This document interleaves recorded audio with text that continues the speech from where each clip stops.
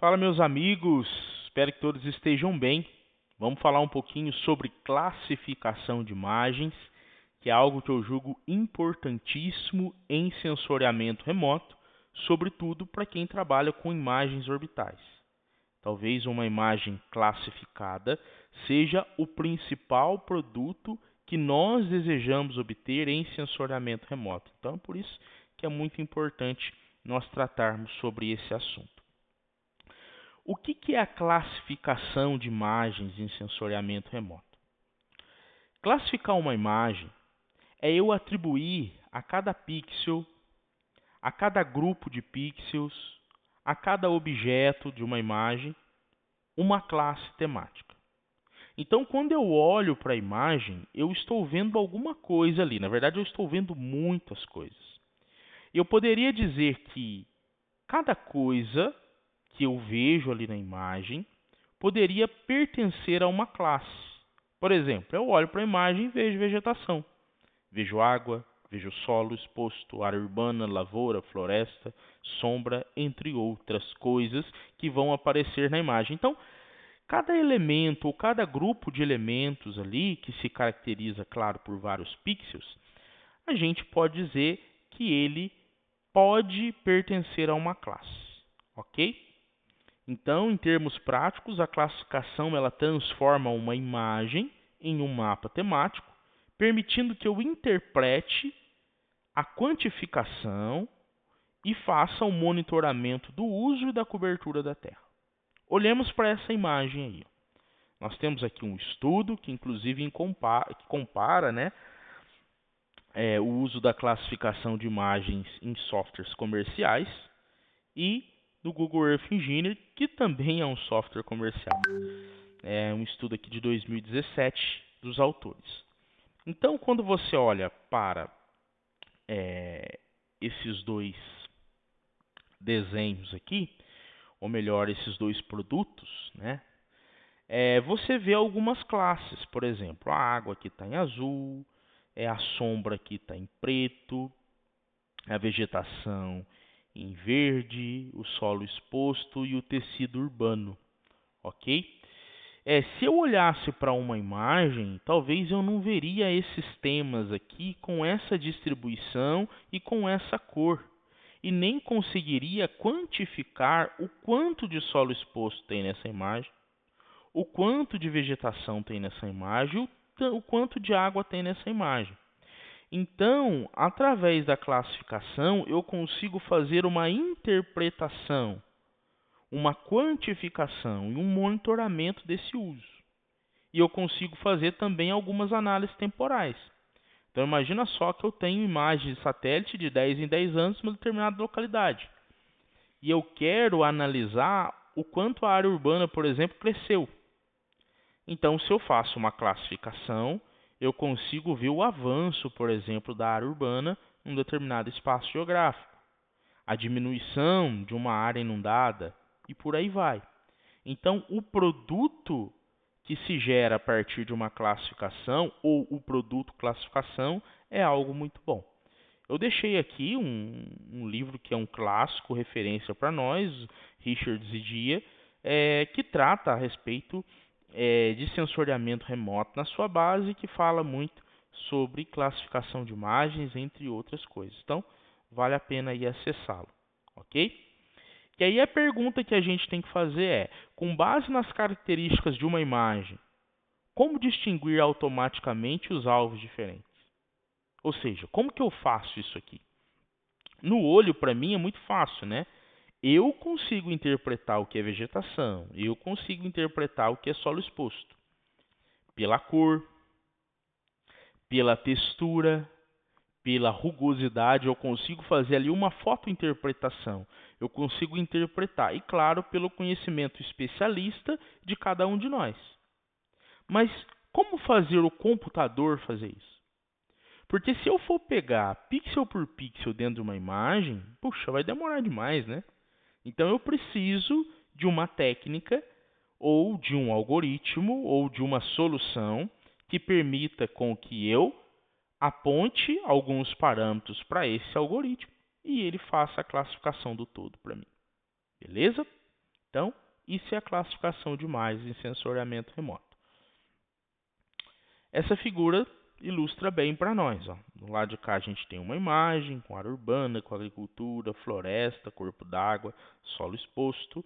E aqui a gente faz a classificação, faz a atribuição de cada elemento a uma classe. E no final a gente tem esse mapa aqui, que é um mapa temático.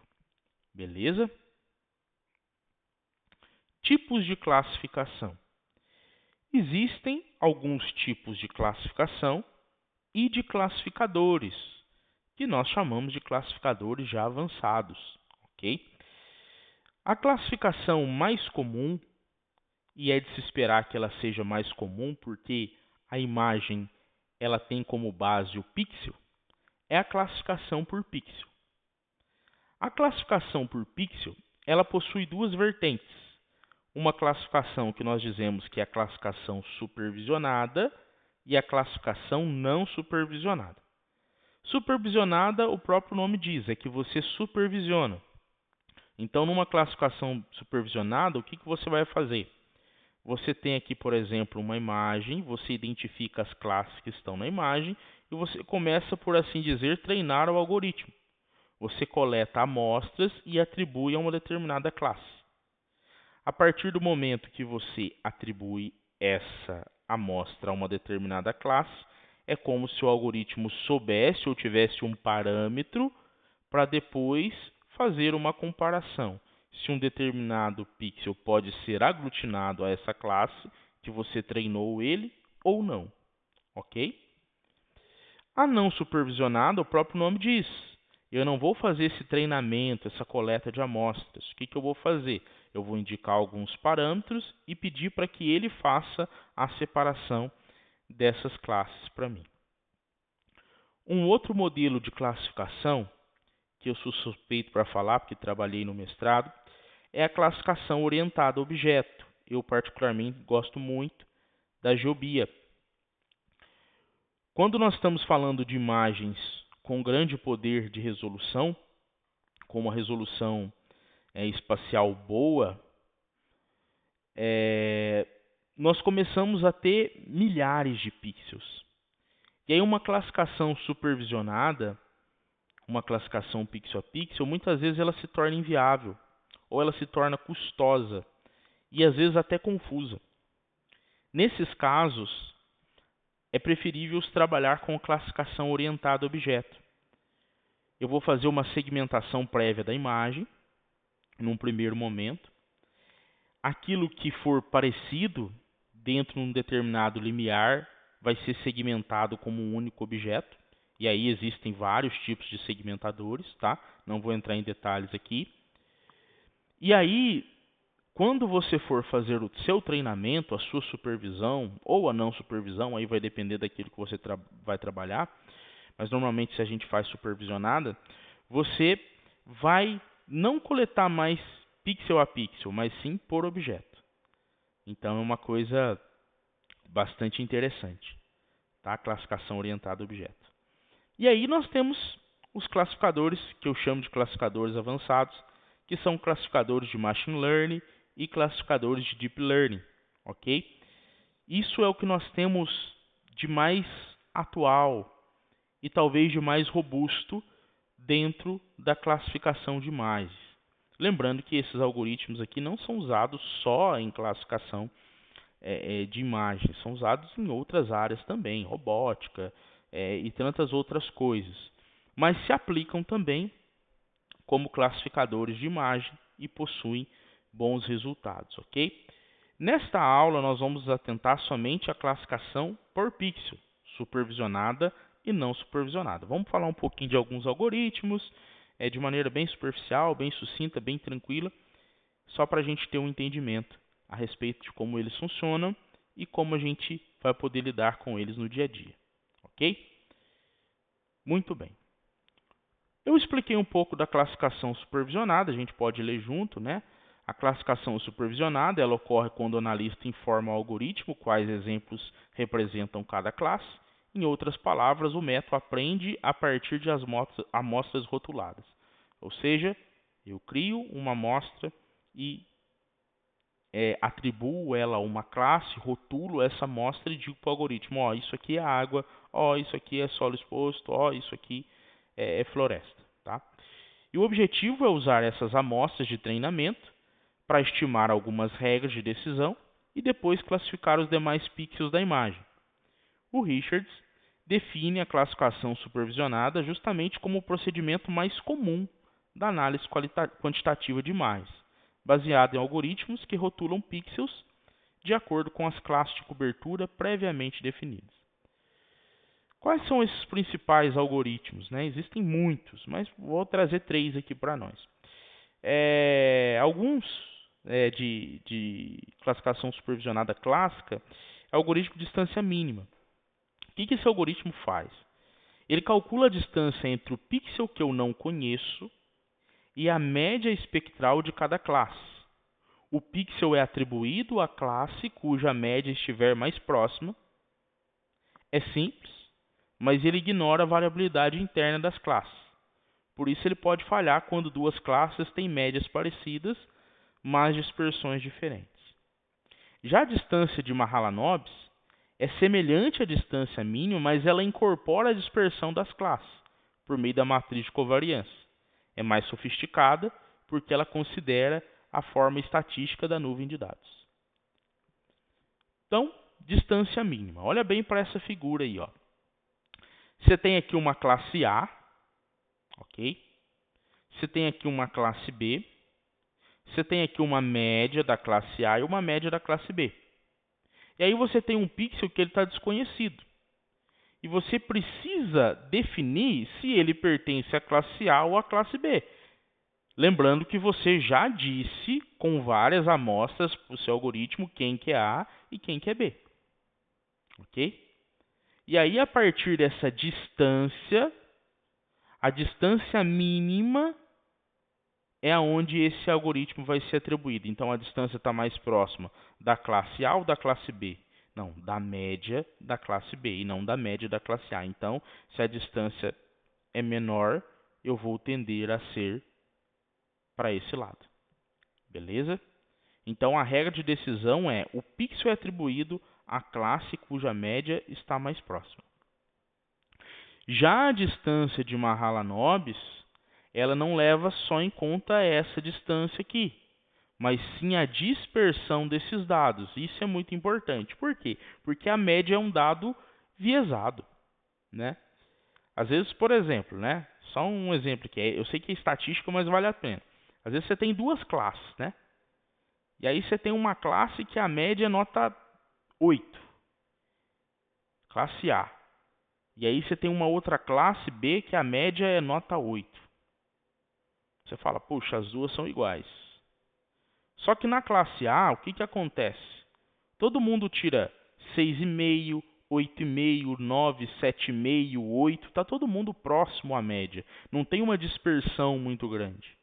Agora, na classe B, você tem gente tirando 10, mas você tem gente tirando 1. E aí, na média, uma coisa compensa a outra. Isso está relacionado à dispersão desses dados. Então, a média, às vezes, ela engana.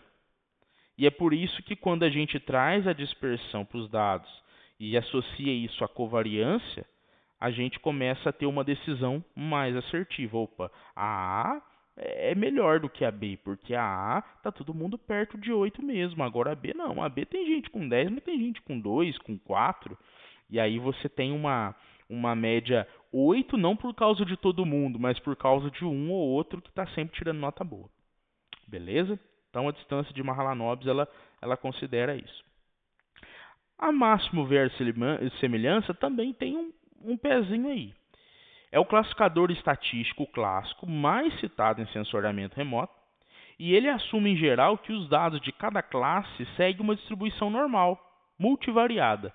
Então já entra aqui a distribuição normal. E classifica o pixel na classe para a qual ele apresenta maior probabilidade de pertencimento. Então já entra uma estatística um pouco mais robusta aqui. O Richards destaca explicitamente que a máxima verossimilhança é o método supervisionado mais comum em dados de sensoriamento remoto. Deixei também esse livro aqui para vocês. Tá? Pessoal, muito interessante isso. Então, olha lá, ó, assume aqui uma questão de probabilidade, tá? E aí aqui também a gente tem a média. E aí a regra de decisão ela muda um pouquinho. O pixel é atribuído à classe em que ele apresenta maior probabilidade de ocorrência. Então não se trata friamente de uma distância que ele está daqui, está dali. Se trata de um conjunto estatístico e a probabilidade que ele tem de pertencimento daqui e a probabilidade que ele tem de pertencimento daqui. Beleza? Lembrando que esse espaço físico aqui não necessariamente é o espaço físico que a gente vê lá. Mas volto a dizer, treinei meu algoritmo. Ele vai precisar escolher qual classe é aquele algoritmo desconhecido. Ele pode olhar para aqueles dados meus de água e fazer assim, qual que é a média espectral desse dado? Será que ele se parece? Se parece muito com água, então é água também. Ah, se parece muito com solo exposto, então é solo exposto. É isso que ele faz. E para fazer isso, quanto mais robusto for o algoritmo, maior o meu acerto, né? Inclusive fica a dica, né? Testar aí, por exemplo, 3 algoritmos aí, fazer um trabalho, né? Importante estar verificando isso aí na prática. Legal? Muito bem. Quais são as vantagens e limitações da classificação supervisionada? A grande vantagem é o controle temático, né? Você define as classes de interesse e orienta o modelo. E a principal limitação é a dependência de amostras de treinamento boas, representativas e bem distribuídas. Em ambientes complexos, com alta heterogeneidade espectral, a grande mistura espectral, os classificadores estatísticos clássicos eles tendem a perder desempenho, o que abriu o caminho para outros métodos mais robustos, como o Support Vector Machine e o Randall Forest. Beleza? E a classificação não supervisionada, professor? Classificação não supervisionada, o analista não fornece inicialmente exemplos rotulados de classe. O algoritmo ele agrupa automaticamente os pixels com um comportamento espectral semelhante, formando clusters. Só depois o intérprete analisa esses acoplamentos e decide que significado temático eles possuem. Em termos didáticos, o algoritmo primeiro encontra os padrões, o analista depois interpreta esses padrões. Esse tipo de classificação ela é bastante útil quando o usuário não conhece bem a área de estudo. Não tem amostras de campo, ou seja, uma exploração inicial da estrutura espectral da imagem. Ao mesmo tempo, o resultado pode gerar grupos que são estatisticamente coerentes, mas tematicamente difíceis de interpretar, porque a semelhança espectral nem sempre corresponde perfeitamente à classe do mundo real. Quais são os principais algoritmos da classificação não supervisionada? O K-means é um dos algoritmos mais conhecidos que a gente tem. O usuário define previamente o número de grupos, né? Então eu falo quantas classes eu desejo ter, e o algoritmo reorganiza iterativamente os pixels até minimizar a variabilidade interna e maximizar a diferença entre os grupos. É simples, é muito usado para a introdução didática da classificação não supervisionada. Então, interessante é isso, né? Eu falo para ele assim, ó, existem 4 classes na imagem. O que ele vai fazer? Ele vai minimizar a variabilidade desses grupos, criando clusters ali, e maximizar, né, maximizar o termo que está usando aqui, a diferença entre os grupos. Então, o que eu quero? Eu quero que quem se parece fique junto e que esse grupo seja o máximo diferente disso. Porque quer dizer, então, que eles são diferentes, são classes diferentes. Um outro algoritmo que utiliza-se bastante é o Isodata, que é uma evolução do K-means. Além de iterar sobre as médias e distâncias, ele pode dividir ou fundir clusters, conforme critério de dispersão e proximidade, o que o torna mais flexível. Em muitos fluxos de trabalho de sensoriamento remoto, o Isodata aparece como um dos algoritmos não supervisionados mais tradicionais. Então vale a pena também testar esses algoritmos, entender um pouco como cada um funciona, tá? K-means, né? Então olha só, como a gente disse, né? Ele vai aglutinando aqui aqueles que se parecem mais, com base, claro, num primeiro dado de quantas classes, quantos grupos tem nesse algoritmo, né? Então a ideia central é: o usuário define previamente o número de grupos K, o algoritmo redistribui os pixels até estabilizar os centroides do cluster. Beleza? Já o Isodata, né, ele é mais flexível que o K-means, porque além de iterar sobre os centroides, ele pode dividir, fundir ou até eliminar clusters. Então é uma classificação um pouco mais robusta, né? O que a gente está vendo aqui? Um cluster estável, né, bem distribuído, um outro estável aqui, um com alta dispersão, os centroides e um novo centroide, por exemplo, para esse cara aqui, beleza? Então ele pode tirar, tirar alguns clusters, né? Eliminar, por exemplo. E isso é interessante porque assim, todo conjunto de dados tem aquilo que nós chamamos de outliers, que são pontos fora da curva, né? Então eu vou mostrar aqui um ponto fora da curva. Vegetação, ela é sempre verde, ou melhor, ela tende a ser sempre verde. Mas pode ser que você encontre uma vegetação em que a copa seja de uma outra cor.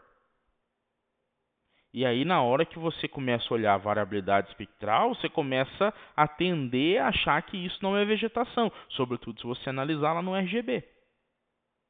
Qual que é o problema disso? Você vai criar aí um outlier, né? Quando você coloca lá o infravermelho próximo, tranquilo, você consegue identificar bem isso. Mas só no RGB, se ela tiver uma cor de copa aí diferente do tradicional, você vai talvez ter um outlier. Então ele consegue organizar isso. Beleza? Isso é interessante aí que o Isodata faz. Quais são as vantagens e limitações da classificação não supervisionada? A vantagem é que a gente dispensa os rótulos iniciais. Então é boa para uma exploração preliminar, reconhecimento de padrão e áreas pouco conhecidas. A limitação é que o algoritmo encontra grupos espectrais, não necessariamente classes temáticas. Ou seja, nem tudo que se parece espectralmente falando, nem tudo que faz mesmo parte do grupo espectral é a mesma classe. Tende a ser, mas nem sempre é. Por isso, muitas vezes, o produto da classificação não supervisionada exige uma pós-edição, fusão de grupos e uma interpretação especializada. Normal, faz parte. Beleza? Aqui estão algumas referências bibliográficas importantes para nós, tá? E eu vejo vocês na próxima aula já praticando a classificação. Valeu!